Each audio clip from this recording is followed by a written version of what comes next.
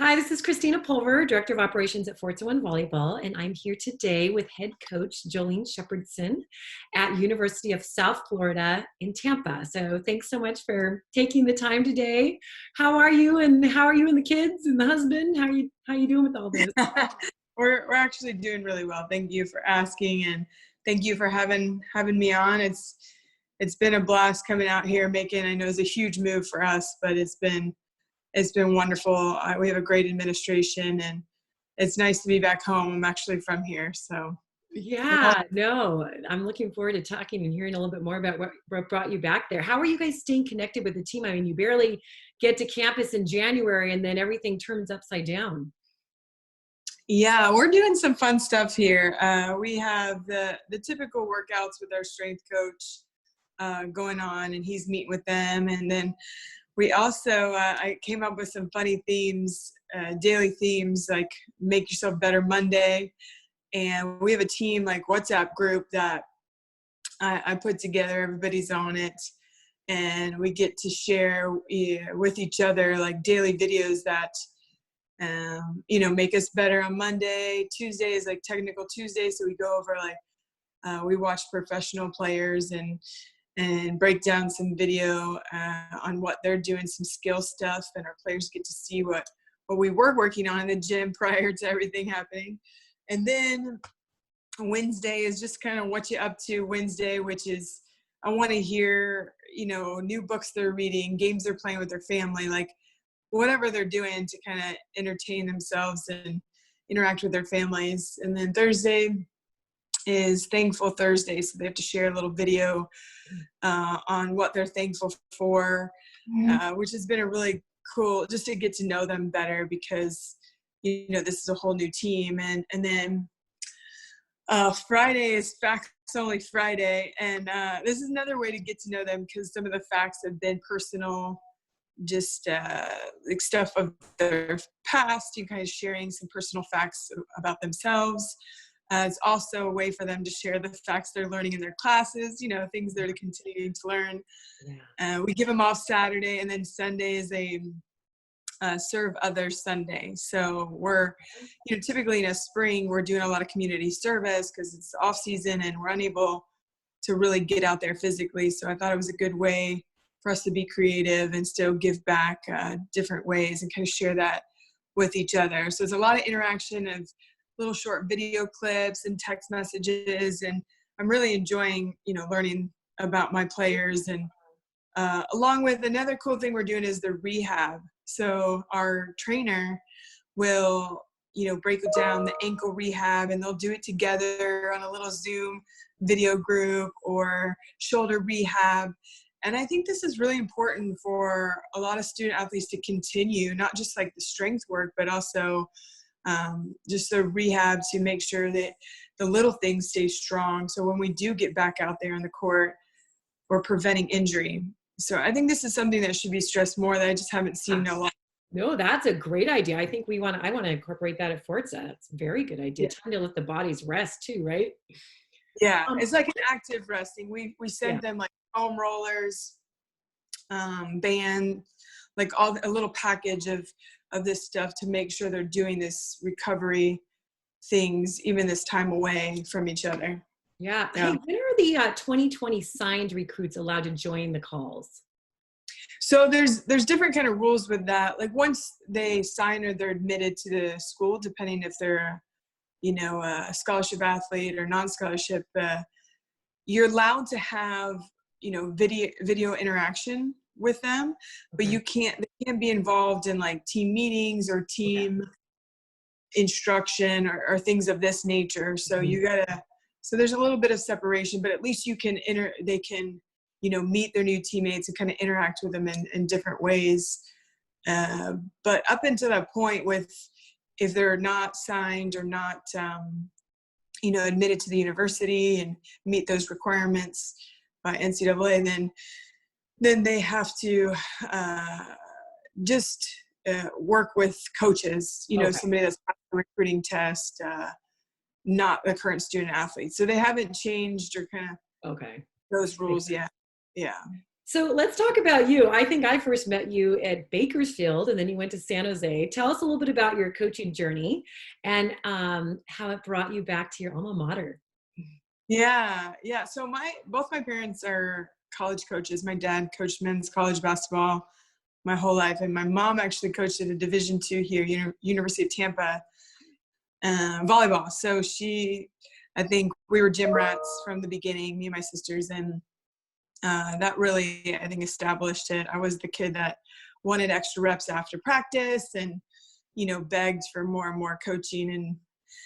And so after I played professionally after college, I went on to volunteer at Regis University in Denver, Colorado, and work for Front Range Volleyball Club. And wasn't sure if I was going to go back and play pro, so I was just kind of training because the national team used to practice in Colorado, believe it or not, and so training a little bit there and like dabbling into coaching and just kind of got into it, and actually met my husband then because he's from Colorado, and we I think dove more into college coaching at that point. We were at Winthrop University as assistants. We were at American University as assistants. We were at Virginia Tech as assistants. So a lot of East Coast schools, and then I had a lot of success with those different programs. Got the job opportunity at Bakersfield, which was a huge task, right? They had unsuccessful season there and wanted somebody to take over to change that program. And I'm kind of crazy like that. I guess love the challenges. So we moved cross country. That was our first head coaching position, and we were doing great at Virginia Tech, went to NCAAs, and ACC is awesome, but we wanted that challenge, and it was a great experience. We grew and had wonderful teams, wonderful student athletes, built up that program, started beach volleyball there. So cool. And then San Jose State called me like 3 years later because we did so well so quickly. And it was a similar experience, but a higher level with the conference was a little bit better and the university was a little bit bigger. So I thought it was a wonderful advancement to stay in the state of California and continue to coach beach and continue to coach indoor and be in the Mountain West. So it was a good ride. We increased that program and did the best they'd ever done since 2003. So I was very proud of that program and that process as well. And then USF, my alma mater, called me. So very blessed to not have applied for any jobs. I've been very, very lucky in this process. Both my husband and I, we've worked together for 15 years, been married this whole time. It's incredible. So he is still with me, a part of my staff here. And I'm very honored to be back in my alma mater and in my hometown, and never would have, never even like dreamt of this. Was doing great at San Jose State, but it was a big move. I have 4 kids, so we had to get them packed up and trying to sell the house and all sorts of fun stuff. Wow. And there's an award you received back in high school that is a very prestigious award, Gatorade Player of the Year. Very, very, very few athletes can say they have won that. Tell us a little bit about, and this might be, I don't know if this is a hard question or not, but how much do you think your talent was innate versus learned, and what made you be the Gatorade Player of the Year that year? Well, I was grateful to receive, some athletic ability from both my parents, and a big physical kid, but I also feel like my heart drove me to never stop playing the sport. I probably played the sport more than anyone because thankfully we have beaches here. I played, if I wasn't indoor in the gym, I was out there playing in the stand, like begging people to play with me. So I had a die-hard feeling for the game, and obviously I'm still coaching today, so I never got burned out even though I started so young. And I really attribute, the passion. I played other sports. I was a 3-sport athlete, and volleyball always came to the forefront. I love the challenges of it. I love the team aspect of it. So and honestly, I played every position. Being a coach's kid, like she wanted me to be a setter. I set forever, like through till my sophomore year in high school, but I also like had to play some middle because my middle blew out our ACL, and then I became a right side, and then eventually was an outside in college. So I got that well-rounded experience. But I just think the love for the game and the desire to continue to train and grow. Like I remember even in my last game of college, me being like, I'm not done. Like I want to see how good I can get, and like that's why I went to play pro. And so I hope there's a lot of athletes out there that feel the same way. And I think that helped me get a lot of accolades and have a very successful career. Yeah, no, that's so exciting. And how awesome it is to be able to coach with your husband. Tell me, why do players like to play for the Shepardsons?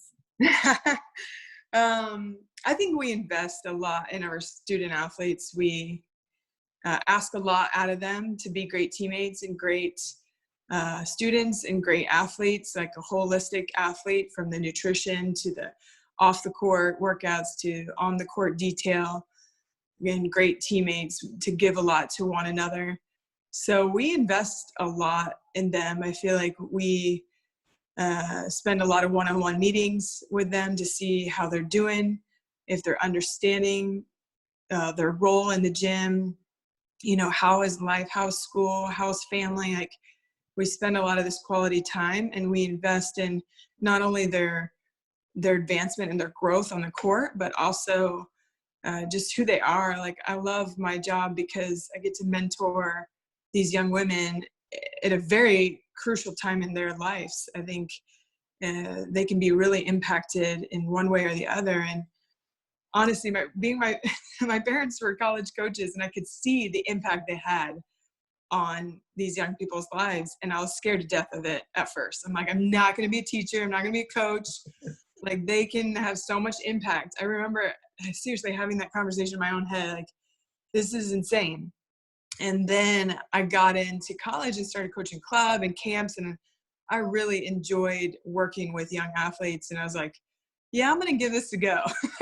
I seem to have a positive experience, so I'm going to go for it. And you really can influence them in a positive or negative way. And so I think that personal relationship, like teaching them about communication, my husband and I are very different people, and hopefully we show them that, you know, you can care about one another and communicate through things, even though you don't always agree, and come to a compromise. And, you know, through life with bosses and different things, like you got to be able to communicate. It's one of the hardest, most difficult things, but a great life lesson. So I would say that's one of the main reasons that they enjoy playing for us. And my husband's a great teacher. He's an incredible, he knows the game, but he also is able to really enhance these young women's playing ability. Like I've watched it for years, and I wouldn't say like I'm a good teacher. Like I'm really impressed at how he can break things down and communicate to them. And then I've been seeing them enhance their game tremendously. And so I would say they really enjoy it because they see themselves growing as players and getting better and as people and as players. So yeah, that's awesome. And then to be able to balance coming home to 4 children. I mean, thank God you went back to USF. You probably have family to help, or how do you balance that?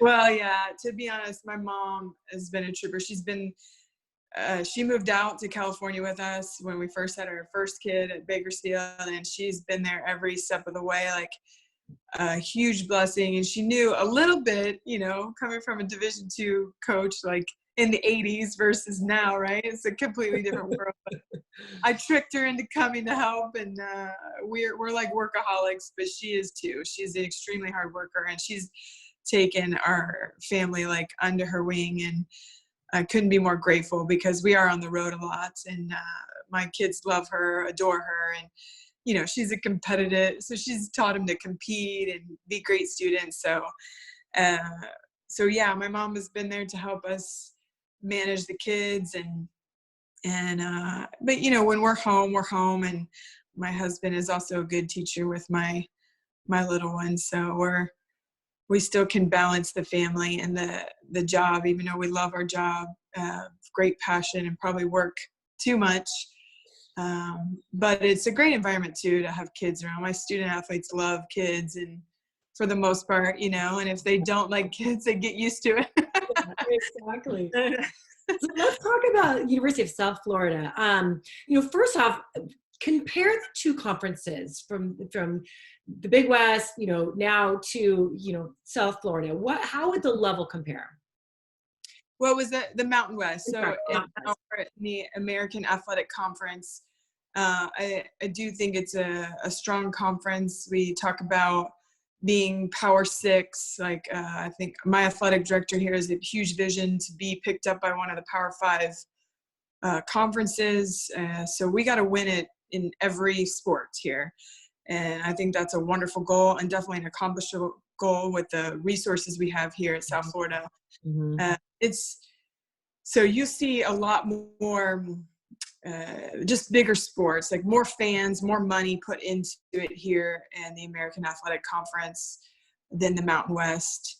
And so I think, when there's more money, more investment into the student athletes, you're going to see a little bit higher level. So there's some bigger athletes consistently. There's a couple teams in the Mountain West that has some physical athletes, but you're going to see some more physicality and some more skill here in the American Conference. So it's a good level to play at. I'm excited to be in it. When I was a player, we were in a little bit different conferences, but we won. And so I'm excited to get back to being a champion program here at USF. No, that's great. So let's talk a little bit about the academics at USF, balancing academics as a player, academic support from the institution, what it's like on the road. Are there any types of majors that you don't really like your players to have? No, we're a big university, so we offer a lot. There's a lot of great programs here from the business department. There's a lot of job opportunity. I think we place 65% or some huge number of people that graduate in the business school. So we got health sciences across the board. We have a hospital on campus. There's so many internships and opportunity here just right on our campus in the health fields. I earned my degree in psychology, strong psychology program here. So a lot of great, and we're over 50,000 students. So it's a huge university with a lot of good degrees. So academics is and our team last year had a 3.3 cumulative GPA, so solid academics. And I attest that to our strong support system here at the Selman Center. Leroy Selman was my athletic director. He passed away, so our academic center is the Leroy Selman Center. And they, have great tutoring, very proactive approach. We have advisors, and I personally love to talk about that stuff with our student athletes. We have good advisors, and I put one of my assistants in control of that because she was a stellar student herself, stellar student athlete. But I like to look at it proactively and lay out a semester plan for them, meaning they have the full semester on a calendar, very visual, like write out all their tests, exams, like any big projects, midterms for the semester. With all of our traveling and stuff, we're trying to prevent like stress overload, right? And for them to visually see like, okay, this time of year gets really busy. How can I prevent that being like crazy time, right? Because we want to be successful on the court. And I've seen student athletes really get bogged down, certain time when there's a lot of midterms and heavy course load. So we just try to balance this. And then my advisor really breaks it down with them. Okay, well, what can you do ahead of time and be proactive with this? And then I always set them up with a tutor ahead of time when they feel like it's a tough subject or have shown in past, grades that it's a tough subject. I said, okay, well, we're going to start with a tutor. We don't want to get behind in this course. So those are a couple ways that we help balance it. We travel with an academic advisor. We have computers and different resources for them to travel with if they can't pay for that on their own. That's awesome. And then do you require them to come to summer school, or when do you like them to report in summer on a typical season? I know, right?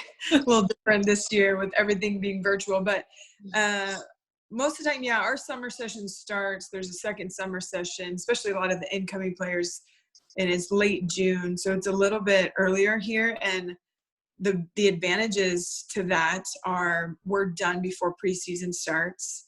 I know in past universities it kind of overlaps and conflicts with our preseason, but our summer session ends right before preseason begins. So a lot of our student athletes, voluntarily come back during that time. Our incoming freshman class will take 2 courses during that summer session, and they'll start lifting with our strength coach, voluntary workouts, and get after it, start getting to know each other. I think it's a good time to get acclimated to the business, just the layout of the campus and seeing each other, and definitely an advantage before we get into preseason starting up. I like it. I've noticed some of my freshmen that are not in summer school when they first get there. And so they have their workouts, maybe 3-4 hours a day, whatever it is with volleyball, depending on the day. And then there's kind of a lot of time on their hands. So the fact that you have them jump right into the academic side and, like you said, get to know the layout of the land before actual, fall classes start, I think it's a great idea. And it keeps their mind busy, keeps them jumping right into a routine. Definitely. We even have a summer bridge program that just helps them transition into learning about campus, learning about the resources they have, the support system. So yeah, I think that's pretty common in a lot of universities, and I think it's extremely helpful. Mm-hmm. One thing that I was just going to mention, one thing that our school has, it's a little bit different that I haven't seen at other universities. It's a Selman Center for Excellence. So there's 4 different areas that we have a whole system, like another athletic director that oversees it, with personal development, career development, leadership development, and community service.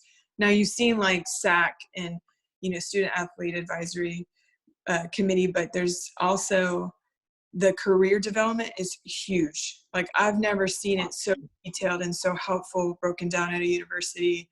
And then they have people come in and help with personal development. We have our own sports psychologist here at USF, which is wonderful, and he helps with some of those programs. And our student athletes have access to this on an individual basis, on a team basis.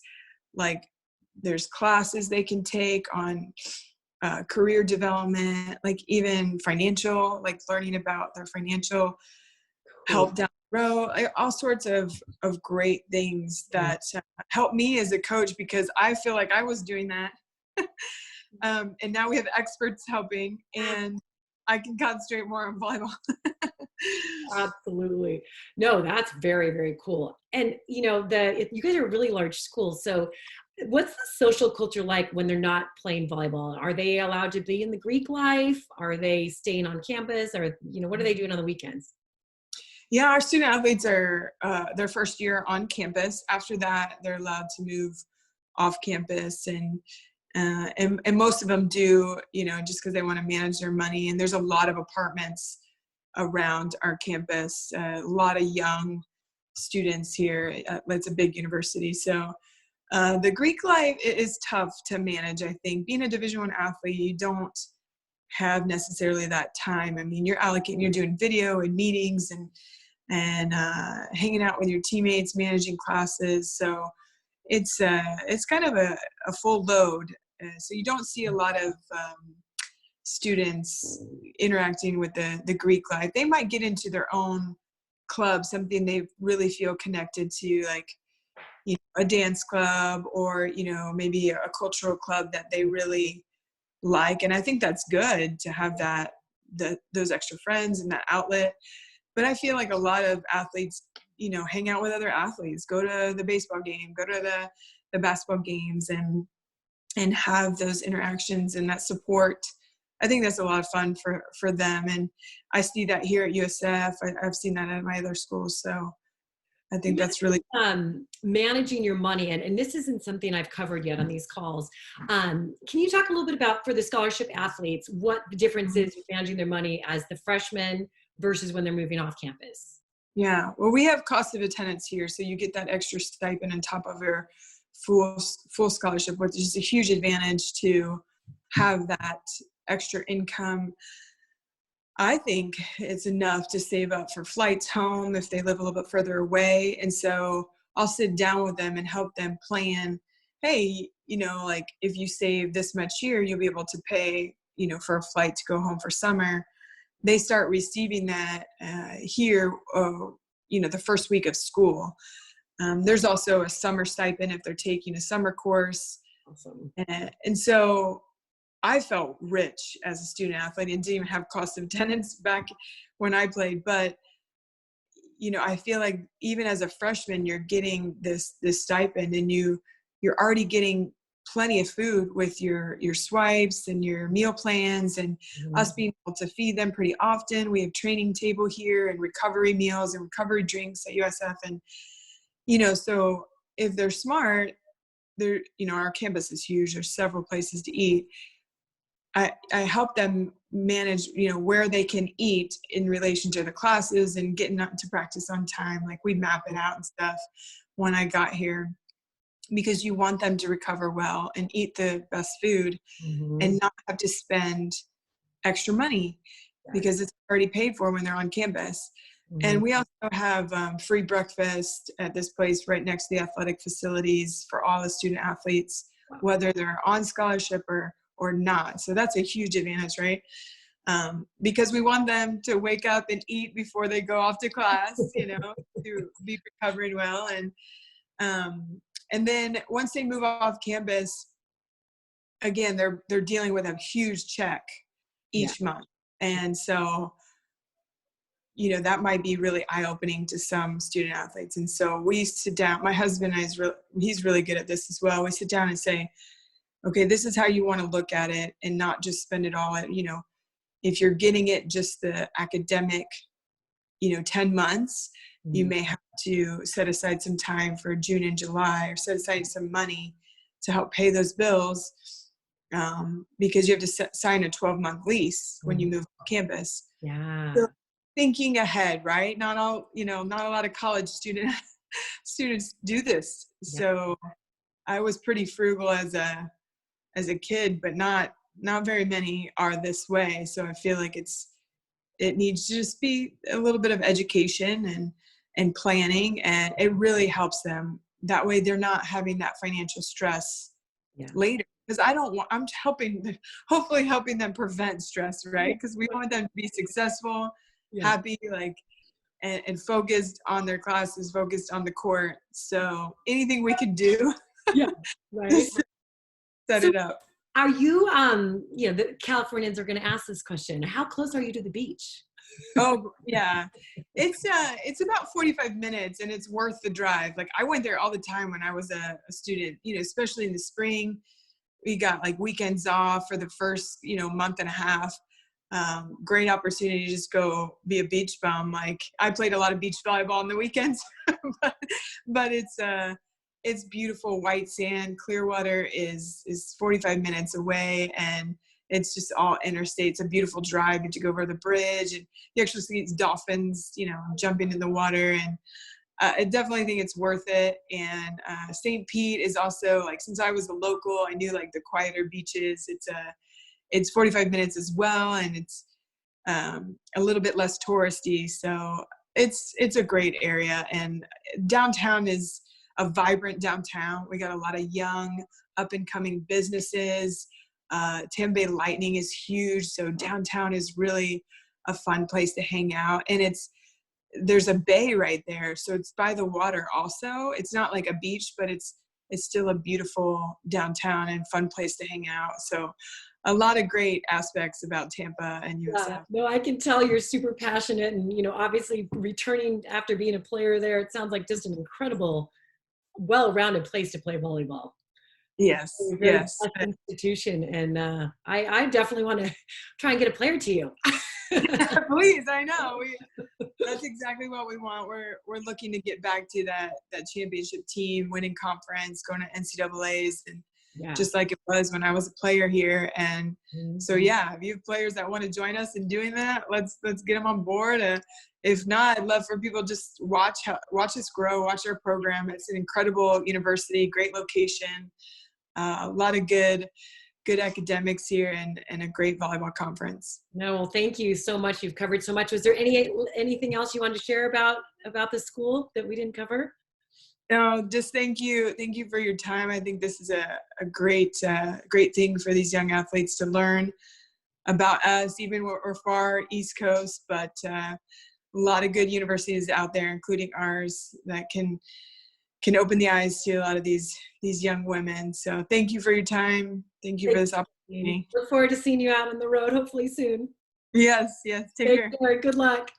Thank you. Bye.